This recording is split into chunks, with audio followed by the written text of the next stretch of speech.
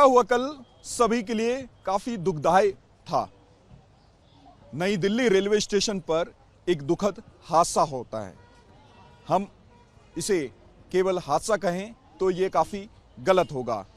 ये लापरवाही भी उतना ही है जितना हम इसे हादसा कह रहे हैं।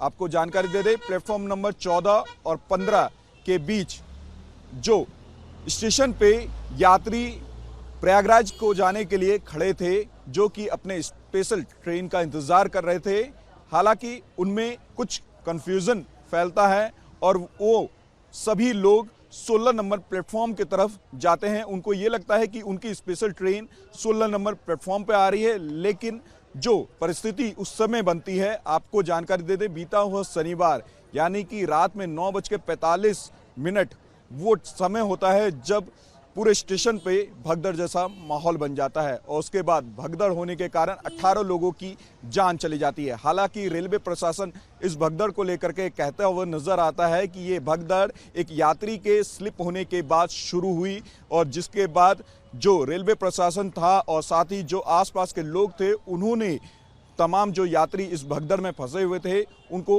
निकाला गया और साथ ही उन्हें मदद के लिए अस्पताल भी पहुंचाया गया।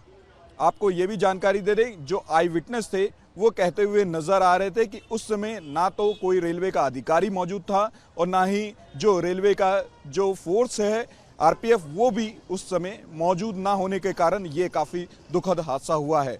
आपको ये भी जानकारी दे दें, ये जो परिस्थिति बनी वो कन्फ्यूज़न के कारण रेलवे बता रही है बनी कि भीड़ अचानक ही बढ़ गई और एक प्लेटफॉर्म पर सारी भीड़ 14 और 15 की भीड़ 16 की तरफ जाने लगी, जिसके बाद ये बड़ा हादसा हुआ है। इस हादसे में 18 लोगों की जान गई। हालांकि इस हादसे को ध्यान में रखते हुए जांच भी रेलवे प्रशासन के द्वारा की जा रही है। 2 सदस्य जांच कमेटी भी बनाई गई है।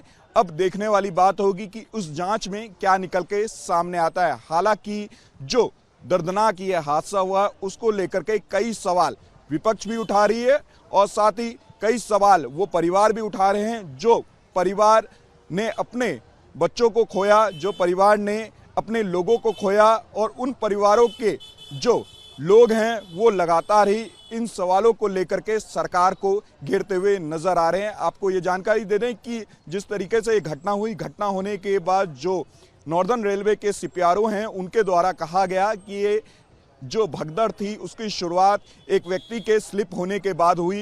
हालांकि उन्होंने ये भी कहा कि जो रेलवे स्टेशन था, जो प्लेटफॉर्म था, उसमें क्षमता से अधिक लोगों के आने के बाद जो अफवाह फैली उसके बाद ये भगदड़ की शुरुआत हुई। हालांकि जांच के बाद ही ये मालूम चल पाएगा ये इतनी बड़ी लापरवाही किसके कारण हुई, किसने इतनी बड़ी लापरवाही की और उस समय ड्यूटी पे कौन कौन लोग थे और जिन्होंने इस लापरवाही को होने दिया।